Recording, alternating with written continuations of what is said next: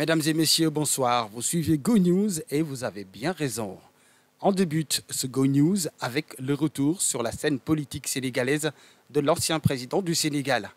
À peine 6 mois après avoir quitté le pouvoir, en effet, Macky Sall a été choisi comme tête de liste nationale de la coalition Taku Wallu Sénégal, selon des informations relayées par plusieurs sites d'information.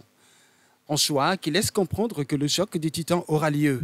L'ancien président de la République aura notamment en face de lui l'actuel Premier ministre et chef de file du PASTEF, Ousmane Sonko. Bien qu'il soit incertain que l'ancien chef de l'État revienne au Sénégal pour mener campagne, cette désignation pourrait insuffler un nouvel élan au sein des partisans de l'APR et de ses alliés du moment, à savoir le Parti démocratique sénégalais, le Parti Réuni. À noter toujours dans ce chapitre que selon toute vraisemblance, la coalition dirigée par Amadouba, Djam Akindjering, elle fera cavalier seul dans ces élections législatives.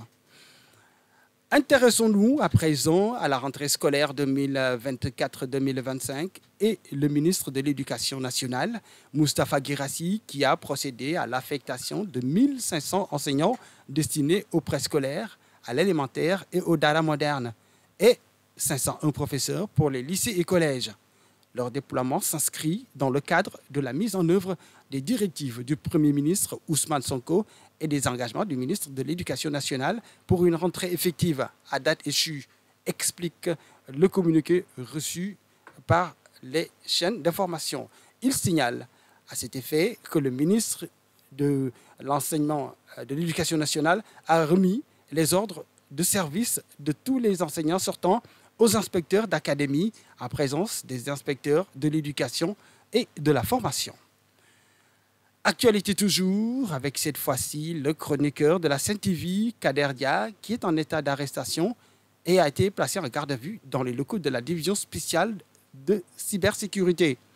Pour rappel, Kader Dia avait accusé ouvertement une unité de la police nationale d'avoir reçu des pots de vin pour laisser passer la pirogue dans laquelle 30 corps sans vie ont été retrouvés au large des Mamelles. À la suite de cette accusation, le procureur de la République avait mis en branle la machine judiciaire pour élucider cette affaire.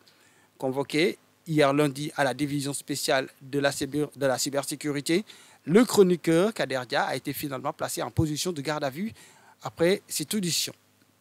Ce mardi, il a été déféré devant le procureur qui s'est autosaisi à la suite d'une émission dans laquelle il s'exprimait sur la question des migrants. Le chroniqueur avait demandé explicitement une enquête pour déterminer exactement les circonstances dans lesquelles ces migrants avaient trouvé la mort. Il a été finalement déféré aujourd'hui. Parlons à présent de cette sortie de Mme Aïda Mbodj, directrice de la délégation à l'entrepreneuriat des femmes et des jeunes, qui, à l'occasion de la cérémonie de bilan d'étape des 100 jours à la tête de la délégation générale à l'entrepreneuriat rapide, a fait une forte annonce concernant le recouvrement de la dette de la DER.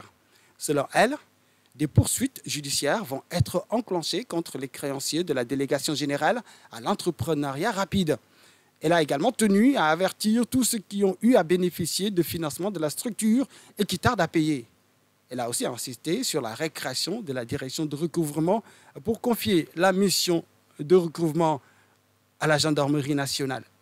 Concernant les cas litigieux, elle a annoncé que la DER a engagé 2 avocats, à savoir Maître Bamba Sissé et Maître Alassane Sissé, pour assurer le recouvrement. On ouvre à présent une page santé dans Go News avec ce mois d'octobre qui est dédié à la campagne de lutte et de sensibilisation contre le cancer du sein et du col de l'utérus au Sénégal, mais également ailleurs dans le monde. Les acteurs vont porter la sensibilisation à l'endroit de la population et l'importance du dépistage à tous les âges pour éviter les cancers. Au Sénégal, la Ligue sénégalaise de la lutte contre le cancer, la LISCA, a lancé dès dimanche dernier le début de sa campagne pour une randonnée pédestre. La LISCA compte sillonner des régions afin de tenir des campagnes de dépistage. Selon sa présidente, Dr Fatma Guinoun, il y a des consultations tous les jours, du lundi au samedi au niveau de leur siège de la Ligue, et Elle prévoit également de voir 200 femmes par jour. Elle a aussi renseigné qu'il y a des bons de mammographie subventionnés qui sont distribués au niveau du siège. À cet effet, elle a lancé un appel à l'endroit des femmes les plus exposées au cancer. Elle a rappelé que chaque année, 12 000 nouveaux cas de cancer sont notés dans le pays. Pour le cancer du sein, 8 000 sont dénombrés avec 965 décès. Ce cancer constitue le deuxième cancer après celui du col de l'utérus avec 2024 cas pour 1312 décès. Terminons ce bulletin d'information avec la préparation de la célébration des 40 ans de la diva à la voix d'or, Kumba Gawlo.